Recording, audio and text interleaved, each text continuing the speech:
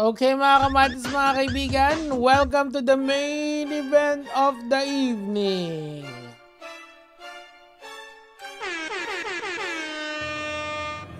Okay, so for today's video, ang pag-uusapan natin ngayon ay si Carlo Ople at yung mga post niya in relation dun sa possible cons ng pag isang lalaking influencer, isang influencer na nagpo-promote ng sugal. Actually, yung ganitong klaseng content, yung mga debunk na ganito, mahirap talaga kumuha ng mga sponsor ito. Paminsan, nabibigyan tayo ng mga freebies, pero yung mga long-term sponsor tulad nung halimbawa katulad nung Dickies kay Doggy, malabo tayong mabigyan nun. Kunyari, yung siguro possible shift, pero mahirap din siguro. Shift, baka naman. Pero yung pagsusugal kasi, it's all, yung pagpo-promote ng sugal, it's on another level. Siguro mas maganda, let's look at it objectively and basahin natin yung points ni Sir Carlo Ople dito. And tingnan natin kung may mapupulot tayong aral dito. And para sa mga hindi nakakilala kay Sir Carlo Ople, siya po ay isang vlogger na may iba't ibang niches sa kanyang pagpa-vlog. Meron siyang mga vlogs, yung normal travel vlogs or lifestyle vlogs na tinatawag. May mga unboxing. Meron din siyang tech and mga iba-iba. May commentary din siya. He is all over the place. Pero point is, hindi siya na-involve dun sa mga controversial issues like ito. Na pagpo-promote ng sugal. Kaya nga, siguro, kaya rin siya napapost dito dahil nagulat din siya doon sa recent na events na nangyayari. Sa social media, even Team Payaman members, si Kong and Juniboy, ay nagsimula na silang mag-start ng well, one can surmise na it's, sabi nga ni TPC, di ba, na ito ay promotion ng sugal. Pwede yon. So mga kamads, mga kaibigan, simulan na natin yung sinabi niya. Quick note to content creators, influencer, promoting online casino and gamblings. Brands, especially established ones, ito yung mga Nike, mga Iskim, mga ano ba, mga Robinsons, yung mga big brands na tinatawag. Look into what your look into what are different products you promote, especially if vices sila like gambling. Usually kasi gusto nila align sa image ng mga influencers nila, yung values ng brand nila. Of course, yung mga meron 'di ba sa YouTube laging iniiwasan ko na magmura as much as possible. Kasi mas gusto ng YouTube is brand safe ka. Kita mo yung kaya nga si Paulul, 'di ba, ang nangyari niya, ang ano niya, ang branding niya is pampamilyang channel. Kasi nga yun yung hinahanap ng mga advertisers, is yung brand safety ng iyong content. Unfortunately for us, pumasok tayo sa debunking, wala nang atrasan to. Ganun talaga. So, I think we would literally die on this hill kasi nga we chose this path na although masasabi natin na maganda yung views and we are getting fed by I am getting fed by you guys. Maraming salamat. Palakpakan niyo yung sarili niyo. Pero end of the day, yung opportunity ko is very limited kasi hindi ako brand safe, okay? And lalong-lalo na ako nagpo-promote ka ng sugal. Yun, pag-uusapan din natin yan as this video goes along. While the money you get from promoting gambling might be good, ayan, yan ang magandang yan ang magandang word dyan, might be good. Please remember lang that this may cause brand deals and sponsorships from other brands in the future. Okay? Kasi si Sir Carlo Ople, long-term thinker siya or mas gusto niya yung long-term, yung mga, kunyari kasi, I believe investor din siya. So, mas maganda sa kanya yung long-term. Okay? Remember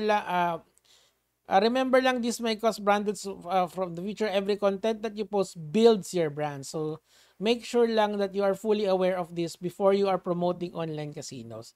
Kasi mga kamatis, mga kaibigan, once you start promoting casino games, limited na yung mga magpapapromote sa'yo. Kuha nyo. Ganun talaga eh. Kaya nga ako minsan nanghihinayang ako kasi pumasok pa ako. Kasi nga, well, I mean, even my content is not brand safe. So, kasi nga debunking tayo eh. Kadalasan may kaaway tayo or kadalasan may specific tayong tina-target na mga set ng tao na gumagawa ng hindi kaaya-aya. So sometimes yun hindi magandang makapag-attract ng mga brand safe na halimbawa yung mga Nike, Dickies, Puma, ayun, maasa na lang tayo doon. Pero I get what he's trying to say dito. Kaso nga lang talaga, it is very hard to get these sponsors. Dapat nakasulat din dyan eh. Kasi sa dami ng influencer ngayon na sikat, yung sky's the limit sa mga sponsors. Kung sino yung pipiliin nila. Kung hindi pwede si Kong, nandiyan si Malupiton. Kung hindi pwede si Malupiton, nandiyan si Sergey Bin. Guhan nyo. Marami silang choices. Okay. So, I guess, hindi yan issue sa mga malalaking influencers. Pero, tayong mga aliping sanggigilid dito sa Gedli, medyo issue yan. Okay. So, look into the morality clause of the endorsement contracts that if meron. Ibig sabihin, ito yung mga naka-sign up na. Kasi minsan, violation ang promoting sa casino o casinos or politics. This can lead to terminate contracts or maybe even damages meron if stipulated na tapirmahan nyo. Ayun. So, this is kung naka-endorse ka na. Now, ang tinutukoy niya dito yung tinatawag na moral turpitude na tinatawag natin. Kasi sa moral turpitude, actually for some, galing to sa etong clause na to, is ito yung morality clause ng isang NBA contract. Talagang ni-research ko eh, no? The team may terminate the contract upon written notice to the player if the player shall anytime fail to refuse, neglect, conform his personal conduct to standards of good citizenship. Good moral character defined here to mean not engaging in acts of moral turpitude, whether or not such acts would constitute a crime. Kasi mas malawak yung morality clause ng mga ganito. Kasi when you say moral turpitude, kasi I think yung legal basis nun is just pag gumawa ka ng crime. Pero pag sa mga ganitong contract, I think it goes deeper na immoral acts. Halimbawa yung pagsusugal, okay? Or yung pagpunta sa mga nightclubs, okay? These are not technically illegal, pero or yung pag-iinom ng alak, these are technically not illegal, okay? Pero it might hurt the brand you're carrying. Kasi the brand might be brand safe, tapos yung isang player nila dyan nag-iinom or nagsusugal. So, I think that's the reason why merong ganitong klaseng wording itong kontrata na to. And good sportsmanship to keep himself first class physically conditioned to obey the team training rules. Okay, so balik naman tayo dito. So, kasi for some influencers, I don't know kung sino yung specific na sinasabihan niya dito eh.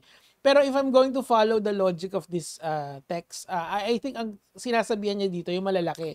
Si Doggy, si Kong, si Chooks, yung mga malalaking ML stars na and yung mga malalaking vloggers na pumasok na rin sa larangan ng pagsusugal. Hindi si Kong, sa Team Payaman, si King at saka si Juniboy lang. Let's be more specific doon. Okay, so I think yan yung tinutukoy niya dito. Now, let's go here mga kamatis, mga kaibigan. A quick follow-up to my note regarding influencers promoting online casino. I asked 10 plus brands in my immediate network, thanks for replying, if they would do a brand deal and endorsement with an influencer actively promoting online casinos. 7 out of 75% said no. And 16% yes, 8% it depends. Ba't ganun? Parang mali yata yung math. Teka lang hindi, tama naman. 16 plus 8, 25, okay. Sige. Dito kasi mga kamatis, mga kaibigan, I think ang pinopoint out nitong post na to is most brands na brand safe ay ayaw nila kumuha na nagsusugal na influencer or at least na relate doon. Or maybe even pag nag-stream ka lang, GG ka na agad eh. So, I think that is the reason why pinost niya to para as it serves as a warning sa mga influencer na nai-involve sa sugal. Pero let's talk about money, okay? Kasi yung mga promotions na yan, it's only good as the money it will give you. 'Di ba? Like for example, sasabihin sa akin ng malaking brand, Nico David, kukunin ka namin as endorser namin. I mean, umaasa talaga ako. Pero sinasabi ko lang, theoretically, what's in it for me? Wala lang, lalagay lang namin yung logo mo tapos lalagay namin yung pangalan mo as official endorser. Well, kung wala akong makukuha, wag na lang kasi wala akong makukuha eh. So, yung mga influencer na malalaki na nakikita nyo nagpo-promote ng sugal is the same as that, mga kamatis, mga kaibigan. They already have the money from social media and they want the next level. Now, magkano ba kasi ang bayaran sa mga casino? Kasi yan yung tanong eh, na kailangan nating sagutin. Bakit yung mga ibang casino, mga ibang mga influencer ay tumalo na sa casino promotion? Okay, so we will not name names, okay? Kanina nag-name names tayo kasi parang yun yung ini-imply niya. Pero for this part of the video, hindi na tayo mag-mention ng names, okay? I spoke with one huge influencer. Malaking influencer siya, sikat na sikat siya ngayon. Peak siya ngayon, okay? Hindi siya, baguhan na sikat. Kumbaga, paano siya yung pumipik ngayon sa internet. Hulaan nyo na lang kung sino, okay? So, sabi ni influencer na ganun, ako nga na-offeran ako ng streaming gig ng casino. Ang sabi niya sa akin ganun, I kid you not, first offer daw was 500,000 per stream. Per stream! Tapos, it escalated to, I think, 2 million pesos. Video call to with this influencer, okay? And siguro kung kung galing kayo sa GC ko, pwede nyo, hindi yung Nico Debunker, yung sa Armada, baka pwede kong sabihin sa inyo. Pero yung mga yung iba, hindi talaga pwede kasi kilala nyo to. So sinabi niya rin sa akin na meron siyang offer sa kanya to stream for 1 month, I think umabot ng yung offer of 20 or 30 million pesos. In a month, mga kamatis, mga kaibigan. 'Di ba? So, grabe talaga, 1 hour per day. Pero yung isa naman, tas kung may affiliate link daw, mas mataas yung ibibigay sa kanya. Ganon yung bigayan dito. Can you just imagine, mga kamatis, mga kaibigan, kung magkano lang i-offer sa inyo ng brand deals? Okay? 1 million? Okay? Pero yung casino, magkano yung i-offer sa malaking influencer? 9 or 10? Eh di doon ka na sa 10 kasi you have to be like a mega star dito sa Pilipinas to get offered that money. Okay, kailangan Vice ganda ka or ka dapat Ann Cortez, di ba?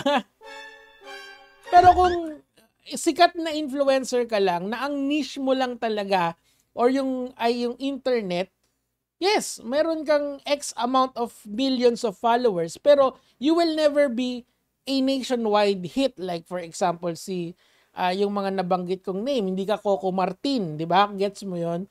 So, siguro yung ibang influencer naisip nila to just level the playing field. Okay, go! Huwag nyo kaming kunin, pero okay kami rito kasi mataas ang bigayan. Okay, so siguro yun dapat yung i-factor ng yun dapat yung full story nito, okay? It is sad siguro kasi there's no more values ngayon sa sa internet. Pero sasabihin ko congratulations dun sa influencer na yun because that influencer said no. Palakpakan niyo yung tao na yun. Kilala mo kung sino ka, di ba? Hindi ko sasabihin sa iba, pero napaproud lang ako sa storya mo. Hindi ko na pwede sabihin, baka madulas ako. Anyway, good night na. Ayun lang naman. Gege mga lods.